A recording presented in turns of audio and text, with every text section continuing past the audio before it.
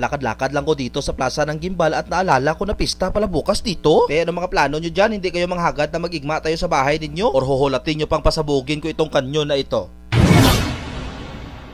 Oh, ayan, nagpababa na naman kami ni Mamsi ng bukid. Kaya habang pababa kami dito ay padulhog naman ang aming dalaga ng motor. Kaya nadaanan ko dito yung mga papsi natin na naghahakot ng kawayan. At saka naman nalabyan pa namin dito yung mga kabataan ng ginagawa nila dito man. Nangingita guro sila ng mga damang dito ay. Kaya pala nangingita sila ng damang kay wala palang pasok at Sabado lang ngayon, no? At dahil Sabado nga at weekend, dito naman naisipan ni Mamsi na pabukunahan itong aso namin na si Burgo. Kaya habang nagdadrive kami dito ay nag-i-enjoy naman si Burgo dito sa paglipad-lipad ng mga hangin at mga dahon sa may taas. At syempre dating dawi, medyo riders yung peg natin dito kasi hindi pa nga natapos yung kalsada dito sa Kinagdan. Pero ang ginagandahan ko talaga dito na kapag bababa ka ng bukid ay may maraming mga kahoy si taas pala na nagwe-welcome pala sa iyo na parang mga palaspas pala. Kaya sabi ko sa sarili ko kapag natapos itong kalsada na ito, mamimiss ko yung daan dito na putik-putik pa.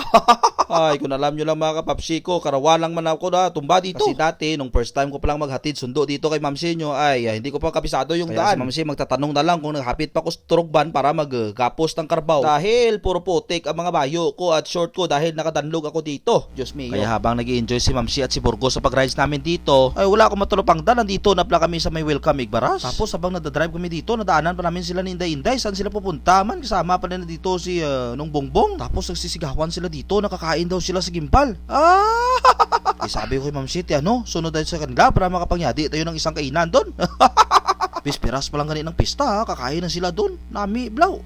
Alam nyo na kung saan papuntang daan na ito. Basta papunta kami ng Gimbal, papunta ka ng Way Paililo at madadaanan mo naman dito yung Gimbal Bridge. Perfect timing sana ito dahil maganda yung tsimpo at hindi umuulan. Sabi ko kay Ma'am City, mag-vlog-vlog muna tayo dito sa may Gimbal Bridge. Pero sabi ni Ma'am City, mamaya na lang pagbalik. Unahin muna natin ang pabakuna dito kay Brugo. Kaya pag samput ko dito, nagtalong-talong kagad ako kung nagbabakuna sila ng aso na half sitso, half tao.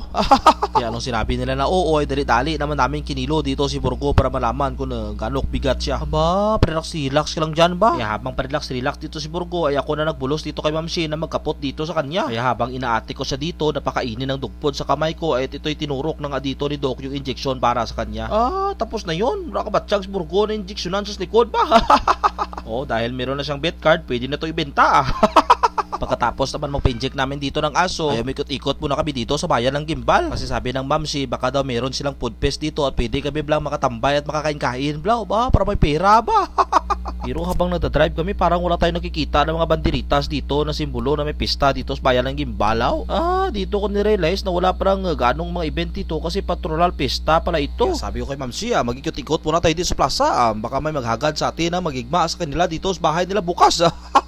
Pero in fairness mga kapapsi, kapag nag-ikot ka dito sa bayan at sa plaza ng Gimbal ay napakalinis, parang naglagaw ka dito sa may Luneta Park. Kaso wala lang ganong maraming tao kasi napakainit pa ng tsimpo na ito pag lagaw-lagaw namin dito. Kaya for sure mamayang hapon pa ito maglalabasan yung mga lagaw-lagaw dito ng mga bagets. Ikot-ikot na lang muna namin dito ni Mamsi yung kanilang plaza at saka dito naman kami nagtambay sa ilalim ng pine tree sa tapat ng kanilang simbahan. Kaya mapapadulog ka talaga kapag nakapaghapit ka dito. Dahil nga naman sa ganda ng view at napakalinis ay mapapapicture ka talaga dito. At syempre flex na rin natin dito ang kanilang napakagandang simbahan. Buti nakakita rin ako ng banderitas dito ba. Saka ganun talaga basta piyesta ng patron, simbahan ang nangunguna sa mga ganitong okasyon. Kaya happy piyesta sa kanilang patron na si San Vicente de Tolentino. Naway bigyan mo parang maraming biyaya ang lahat ng mga nakatira sa bayang ito. Maya pa binalikan ko na dito si Ma'am Shinyo. At habang pilnapil niya naman ang mapasirog dito sa ilalim ng puno ng kahoy, parang pilnafil ko rin ang pag-vlog at pag-flex ng plaza nila dito. Kaya sabi ko kay Ma'am Shi, relax ka lang dyan Ma'am Shi, hulatin mo ko dyan na kay ipiplex ko dito yung bayan ng Gimbal para makita ng mga OFW at mga proud Gimbalano na ganito na pala kaganda ang kanilang plaza at kanilang banwa. Pagtindog mo pa lang dito sa plaza, pwede ka na kaagad mo pa picture dito para ipabugal sa buong mundo na nakapunta ka na pala dito. Sa likod, mayroong fountain na nagpuswit-puswit na may tubig.